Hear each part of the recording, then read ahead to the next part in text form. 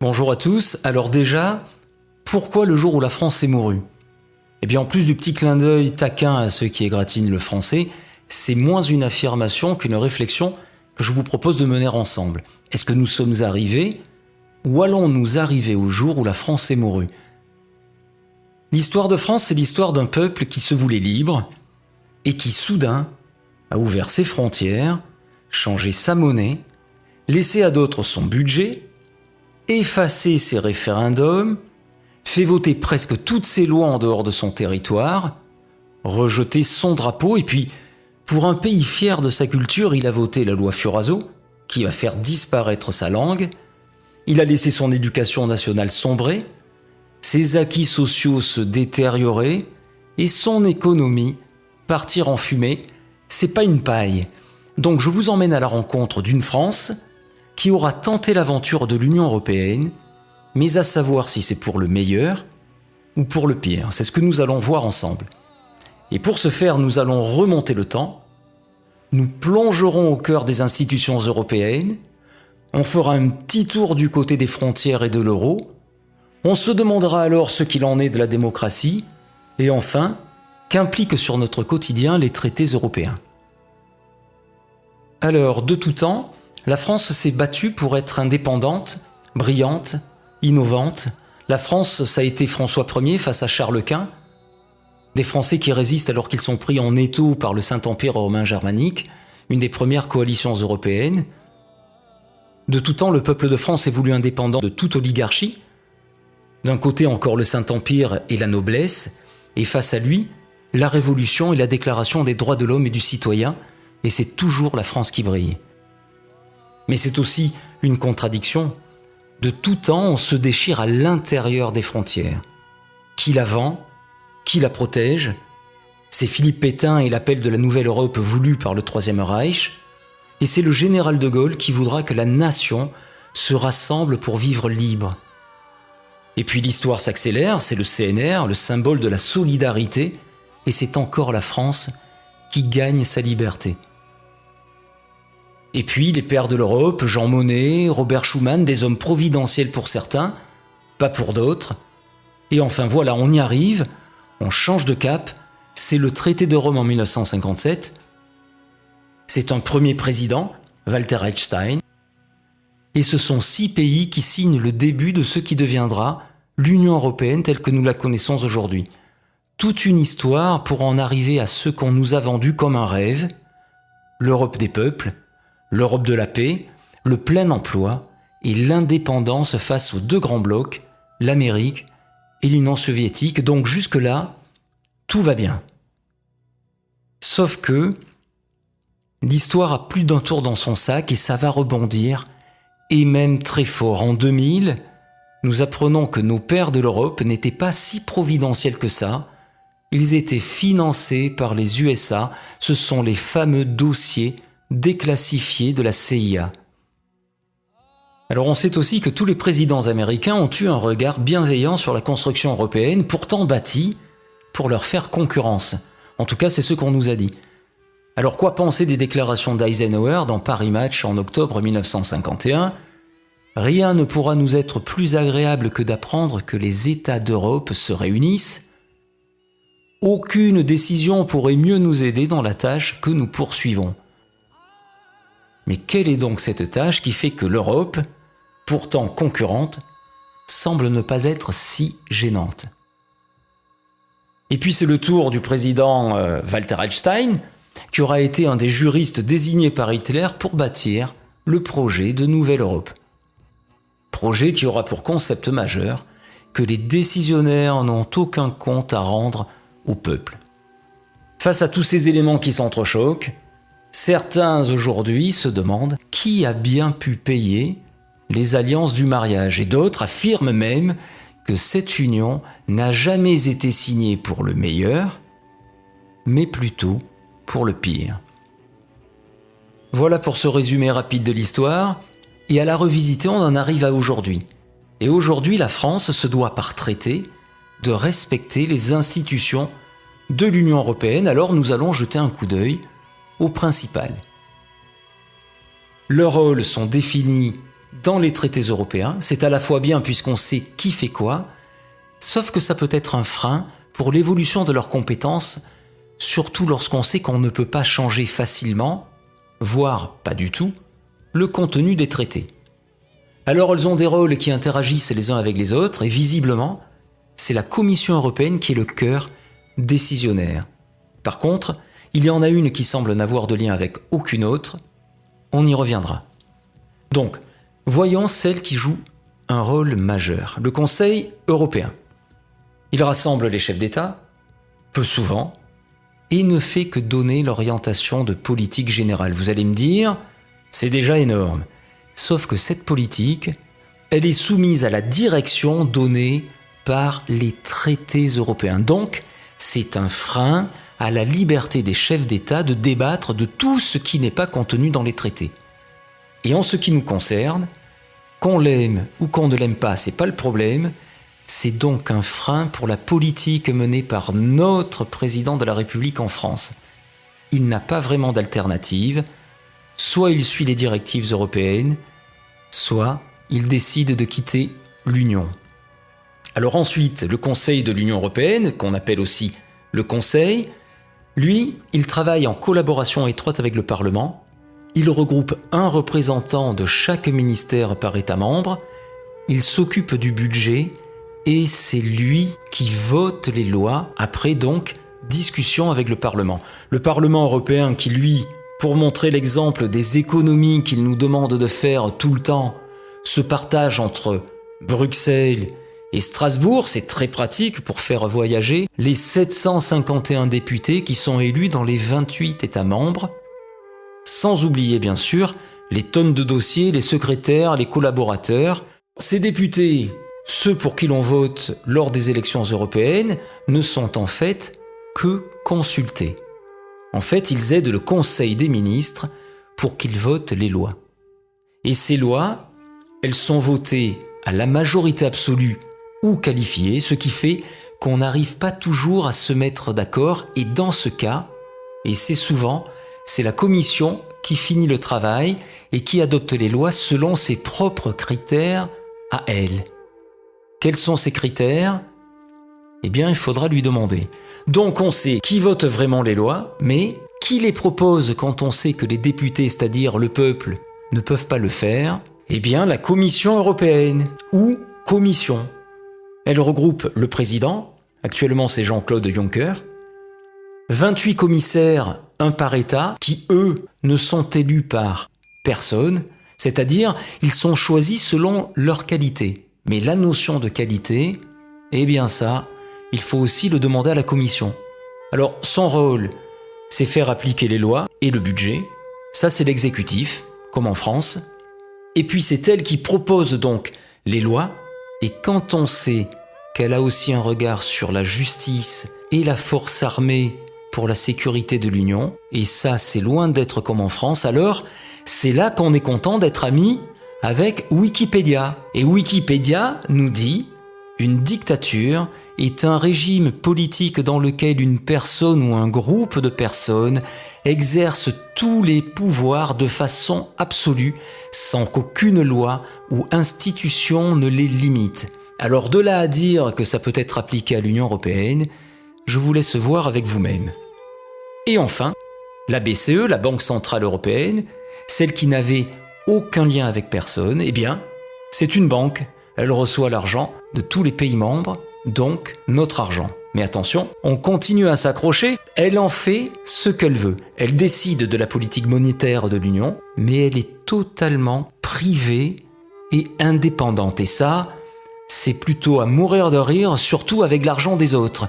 Elle n'a aucun compte à rendre à personne, ni au chef d'État, ni à la Commission européenne, qui est pourtant le cœur de l'Union, ni aux Européens, ni même à la justice. Totalement en dehors de la planète. Quant à sa politique, c'est jouer contre l'inflation. L'inflation, pour faire court, plus il y en a, moins les riches sont riches. Sauf qu'en jouant avec une dose d'inflation, on peut aussi relancer la compétitivité et donc créer de l'emploi. Mais bon, vu qui est à la tête de la BCE, ancien collaborateur de Goldman Sachs, c'est pas vraiment la solution qui est choisie. Ensuite, l'Union européenne, c'est l'euro et c'est un marché sans frontières intérieures. Alors voyons ce qu'il en est pour la France. Une monnaie, en plus de son côté pratique pour échanger la valeur de son travail contre la baguette de pain qui est le travail du boulanger, c'est en fait le reflet de l'économie du pays. Les moyens de production, les salaires, la productivité, les acquis sociaux, la manière de vivre. Jusqu'en 2002, nous avions le franc. Et chaque pays souverain avait sa propre monnaie, c'était le reflet de ce qu'il était. Et ça, c'est la diversité. C'est ce qui fait qu'un Français n'est pas un Allemand ou un Italien. Et même si on nous parle de modèle allemand, eh bien c'est bon pour les Allemands. Nous, on est simplement différents. Et puis ça a du bon d'être différent, parce que ça permet d'échanger, puis ça permet de grandir de la différence de l'autre. Alors la monnaie, plus ton économie se renforce, plus elle devient forte. Et l'inverse est pareil. Et comme des vases communicants, quand ton économie se renforce, c'est un petit peu comme si la monnaie du voisin, elle perdait de sa valeur. Alors, avec ta monnaie, tu peux acheter une tomate de ton jardin. Mais selon la force de ton économie, si tu regardes dans le jardin du voisin, tu te rends compte que tu peux en acheter plusieurs pour le même prix. Alors bien sûr que c'est tentant, mais si le voisin il vient chez toi te vendre les tomates de son jardin, eh bien les tomates de ton jardin, elles vont pourrir. Alors là, plus de commerce, plus de travail et plus d'argent. Alors pour que les tomates des uns ne deviennent pas des bombes qui vont venir détruire les tomates des autres, eh bien à l'époque on savait réguler le marché. Comme ça, chacun avait sa chance de faire du commerce. Il ne viendrait d'ailleurs pas à l'idée d'un père de faire une course à pied contre son petit garçon en partant au même niveau. Ou alors c'est un fou furieux. Il va laisser une distance de compensation pour que chacun ait sa chance, bien sûr, d'arriver premier. Avec le temps, plus l'enfant grandit, plus le père va se rapprocher de lui jusqu'au jour où l'enfant il va devenir plus fort et c'est le père qui, lui, va partir le premier devant son fils. Eh bien pour la monnaie, c'est pareil. On pouvait jouer sur le coût de la monnaie pour être plus compétitif. Et puis aussi, on avait des frontières avec des droits de douane. Et donc tout ça, ça permettait de faire du commerce en bonne intelligence. Et puis est arrivé l'euro. On nous a dit que c'était une monnaie unique, puis une monnaie commune. En fait, c'est pas ça. C'est un ensemble de monnaies homonymes à taux fixe. Même s'il y a la Banque Centrale Européenne, nous avons gardé nos banques centrales. Nous avons toujours la Banque de France. Mais notre monnaie s'appelle pareil que la monnaie de la Banque d'Allemagne, c'est l'euro. Des monnaies homonymes. Et ces monnaies ont un taux de change, les unes entre les autres, qui est défini et fixe. On ne peut plus jouer dessus. Alors, vu que nous avons des économies toujours différentes, nous l'avons vu, l'euro coûte plus ou moins cher selon les pays. Mais alors, comment faire pour ajuster nos différentes économies pour pas que la tomate de l'autre ne devienne une bombe pour ma tomate à moi? On ne peut plus ajuster le coût de la monnaie, il n'y a plus de frontières. Eh bien, la seule variable d'ajustement que nous laisse ce système, c'est l'humain. Et l'humain, c'est le code du travail, les charges sociales, les salaires et les retraites. Et ça fait beaucoup de mécontents. Pourtant, Jacques Attali, qui est présenté tout le temps à la télévision comme un grand économiste, disait dans les années 90, lorsque le traité de Maastricht sera appliqué, il est évident qu'il y aura une très forte croissance qui en découlera. Eh bien, voyons s'il est aussi fort que ça, avec le reflet économique et social entre 2002, date de l'introduction de l'euro, et 2013.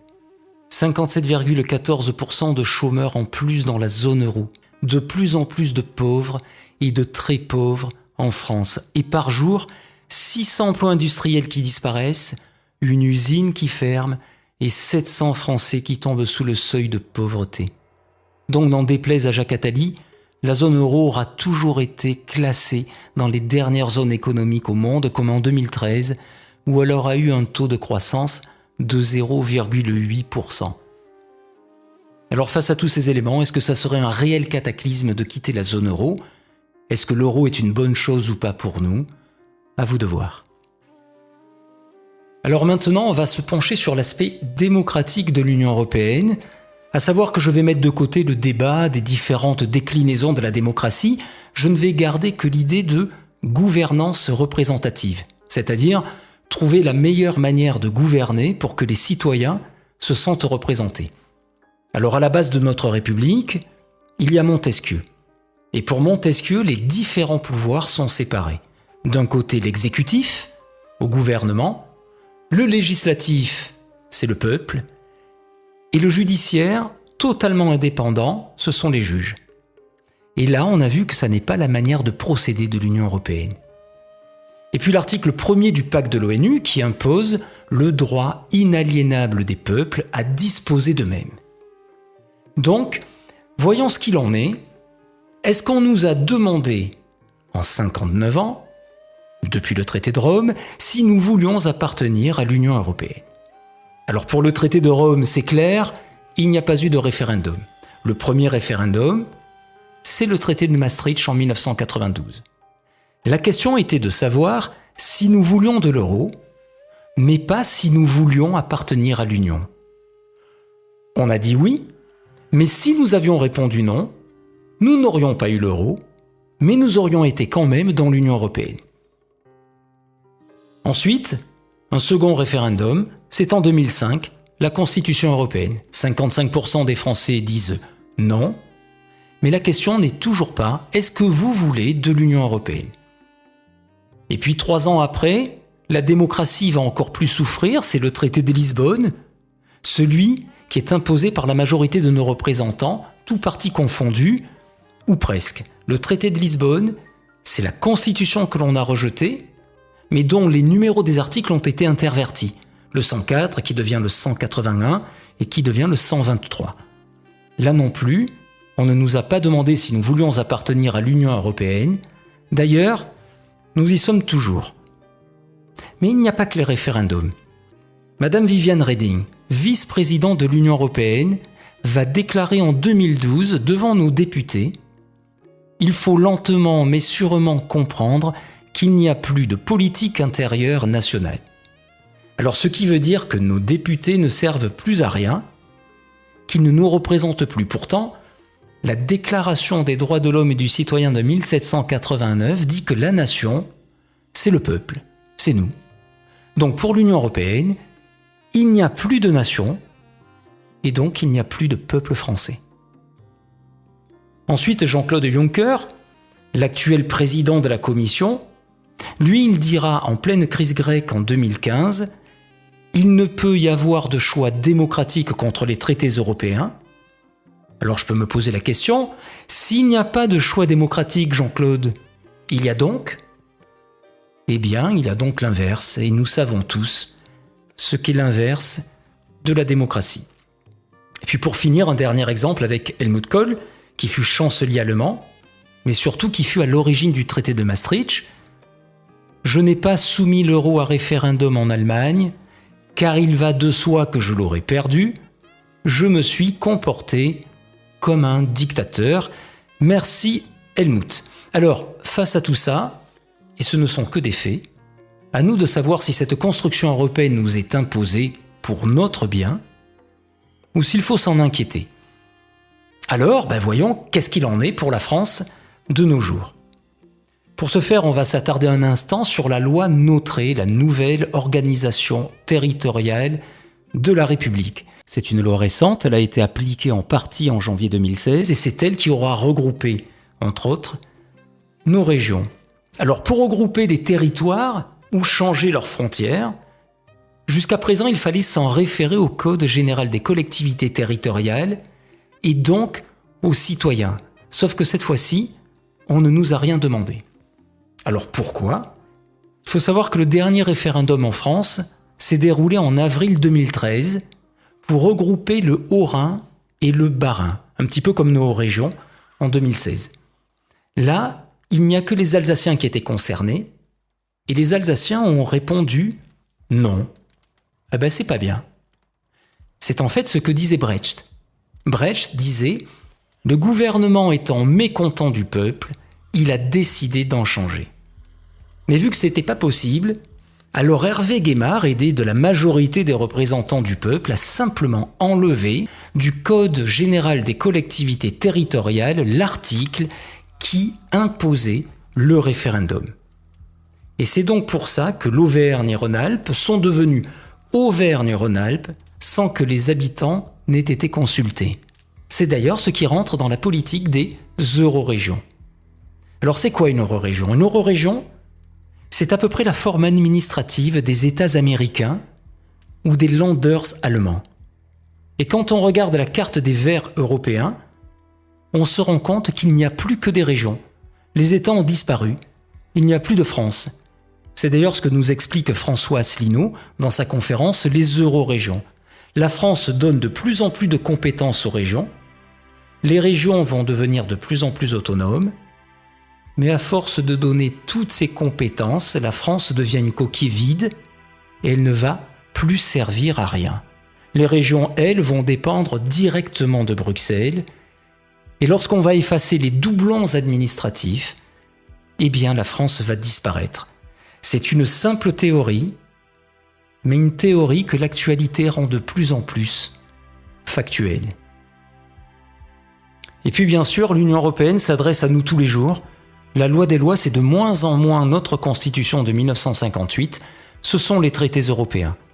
Ces traités, nos gouvernements les appliquent, et même que parfois on est totalement perdu avec nos valeurs qui disparaissent. Alors est-ce que c'est volontaire de leur part, ou sont-ils obligés ? La première chose à savoir, c'est que l'Union européenne a des compétences qui lui sont propres. Ce sont les compétences exclusives qui ne regardent plus les États. C'est comme ça, et c'est pas autrement. Ces compétences sont l'union douanière, entre autres les taux, et ça peut provoquer des délocalisations, des règles de concurrence entre les États, et ça peut amener des privatisations, et puis la politique monétaire, on a vu ça avec l'euro. Et les États n'ont donc rien à dire sur tout ça. Ensuite, des compétences dites partagées, à savoir que dans les faits, on ne demande que rarement les avis des États. Alors il y a la politique sociale, ça c'est le code du travail, les acquis sociaux, la santé publique, puis l'agriculture, les transports, la justice, l'immigration, l'énergie, en fait presque tout ce qui est important. Mais à savoir que ces compétences-là sont soumises au principe de subsidiarité, c'est-à-dire que les États peuvent encore agir, mais jusqu'à ce que l'Union européenne s'en saisisse.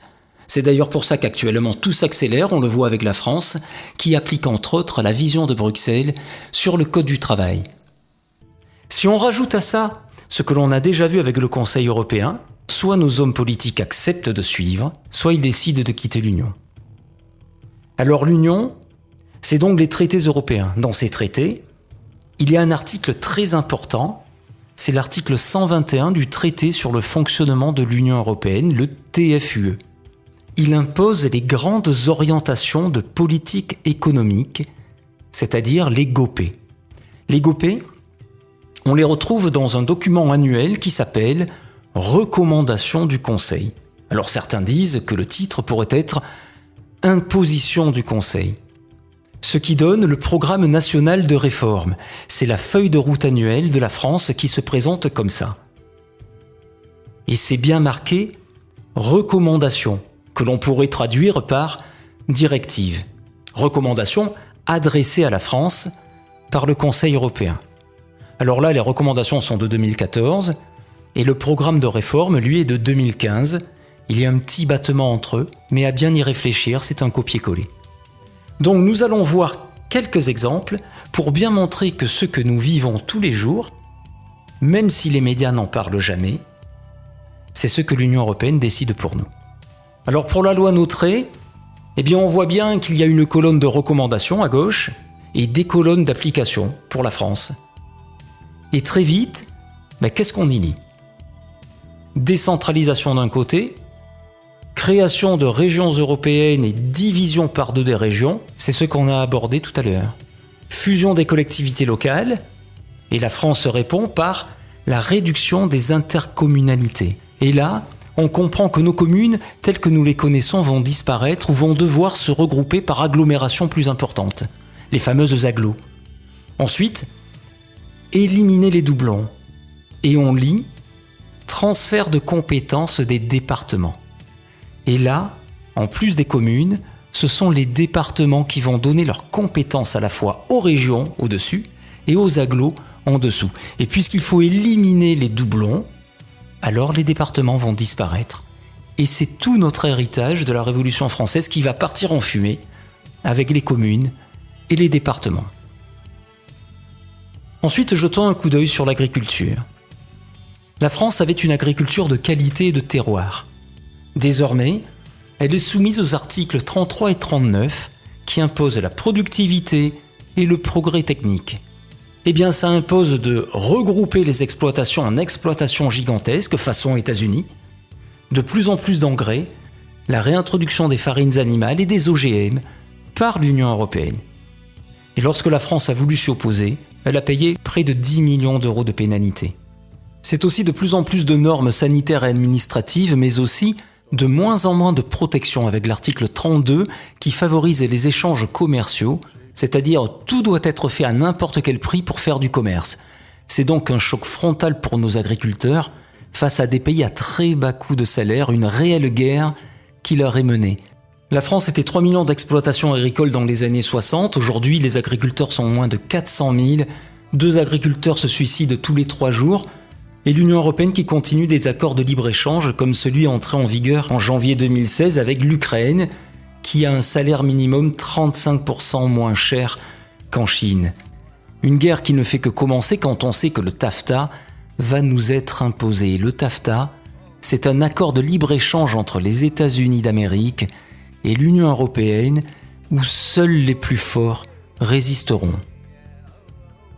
Pour nos services publics, si je connais personne qui aime payer des impôts, nous sommes nombreux tout de même à nous dire qu'à en payer, au moins que ça finance ce qui peut nous faciliter la vie. Alors on a beau critiquer nos fonctionnaires, ou nous faire critiquer nos fonctionnaires, comme pour mieux les faire disparaître, un facteur, c'est du lien social. Surtout lorsqu'ils visitent une personne seule. Et c'est important le lien social. Nos pompiers, nos infirmières, on aurait été content de les trouver lors des attentats en France. Le train, ça relie aussi les hommes, et nos écoles, ça fait la France de demain. Alors que restera-t-il de tout ça avec l'article 106 du TFUE qui interdit aux États de financer les entreprises publiques? Si l'État ne peut plus financer les entreprises publiques, alors c'est l'annonce de la privatisation de nos services publics. On l'a vu avec l'EDF, on le voit avec la SNCF. Et si on laisse aux banques le droit de financer l'éducation de nos enfants un jour, c'est leur avenir qui sera conditionné à la rentabilité. Et la rentabilité, ça fait pas bon ménage avec la culture. Si on regarde dans le programme de réforme, on lit qu'on s'attaque aux professions réglementées. Alors ça donne les taxis Uber. Et cette ubérisation, elle risque de s'appliquer à tous les métiers, pas simplement les taxis. Tous auto-entrepreneurs. Et pourquoi pas, plus de salaire, de charges et de retraites telles que nous les connaissons. Et puis on parle de concurrence et on répond par la libéralisation des transports. La fameuse loi Macron qui n'a absolument rien inventé. On va privatiser la SNCF et mettre de plus en plus de cars sur les routes, même s'ils vont polluer bien plus. Mais des cars, surtout, qui pourront être conduits par du personnel moins qualifié que pour conduire un TGV. Et là, eh bien, ça fait appel à des travailleurs détachés. Les travailleurs détachés, ce sont des travailleurs qui viennent de loin, mais qui coûtent beaucoup moins cher qu'un travailleur français. Alors ça peut être bien de voyager pour pas cher, mais si ça met tout le monde au chômage, alors on peut se demander qui pourra encore voyager, même pas cher. Et ça prépare l'arrivée du TISA. C'est comme le TAFTA, mais en pire, entre les États-Unis, l'Union européenne, mais aussi avec une vingtaine de pays tout autour de la planète, un accord de libre-échange sur le commerce des services. C'est toute notre manière de penser les services et donc la fin de nos services publics qui est annoncée. Tout ça nous amène obligatoirement à l'emploi. La réponse le plus souvent donnée par nos hommes politiques lorsqu'ils ne savent plus quoi dire, c'est le mot mondialisation. Comme si c'était tombé du ciel et que c'était inévitable. Sauf que la mondialisation, ce n'est autre qu'un ensemble de lois qui dérégulent tout ce qui nous protégeait auparavant, mais qui, bien entendu, limitaient les profits. Donc, entre autres, les traités européens nous imposent l'article 26. L'Union européenne est un espace de libre-échange, c'est-à-dire on fait ce qu'on veut, et non faussé, c'est-à-dire que les États n'interviennent plus d'aide.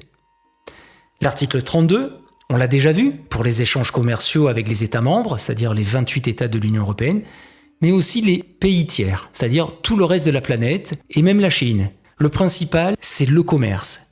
Mais qu'en est-il des acquis sociaux et du niveau de vie des travailleurs ? Mais aussi l'article 63, lui c'est le plus intéressant. Toute restriction de mouvement de capitaux est interdite.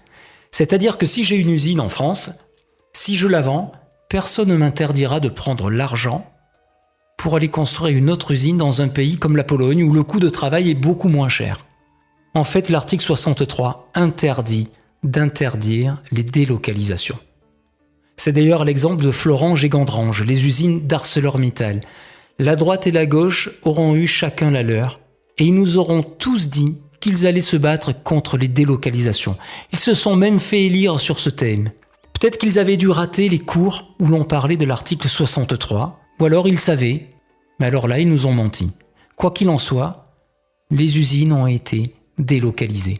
Alors quand on sait tout ça, et que le SMIC de la Bulgarie est de 173 € par mois, alors pour être moderne, je dis, c'est pas lol. Ensuite, l'Union européenne vient nous parler de restrictions de retraite alors que ces articles organisent la fuite de notre industrie et de nos emplois. Et la France répond par des hausses de cotisations de retraite et d'une plus longue durée de cotisation. Alors pour créer de l'emploi, on va baisser les allocations chômage, comme si ça avait un lien, et on va faciliter les petits boulots, donc précaires. Et comme si ça ne suffisait pas pour des Français qui se paupérisent, on va s'attaquer aux prestations sociales et au remboursement de santé. La santé étant d'autre part, il faut le savoir, soumise à 2 articles des traités européens qui évoquent des impératifs de rentabilité. Alors est-ce que ça annonce la privatisation de la sécurité sociale ? En tout cas, c'est une explication à la baisse des remboursements. Ensuite, très vite pour montrer que la loi s'applique bien entendu à tous les secteurs, l'immigration. Alors on sait que ça fait de l'audimat, on sait que c'est un bon thème pour les élections, mais on oublie surtout qu'on parle d'humain et que ça crée de la misère, de l'exaspération autant chez ceux qui arrivent que chez ceux qui vivent déjà ici et qu'on n'écoute plus jamais. On le voit avec les événements de Calais, on le voit avec les événements des migrants.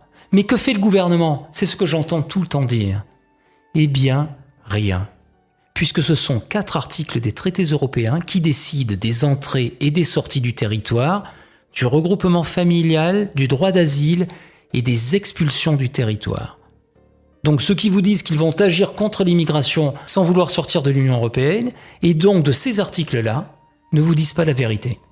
Alors bien sûr, il y aura toujours ceux qui vous diront « oui, mais tu comprends », en fait les beaux parleurs qui surtout ne connaissent pas l'histoire, et l'histoire récente, c'est le président Sarkozy en 2010 qui aura voulu renvoyer les Roms dans leur pays d'origine. Alors Viviane Reding, qui s'occupait à l'époque de ces affaires-là pour la Commission européenne, aura dit non, et ce fut non. Point à la ligne, tout le reste n'est que bavardage. Alors on va finir avec la sécurité nationale. Est-ce que l'Europe est toujours synonyme de paix ? Eh bien c'est l'article 42 du traité sur l'Union européenne, le TUE, qui impose l'OTAN comme garant de la sécurité de l'Union.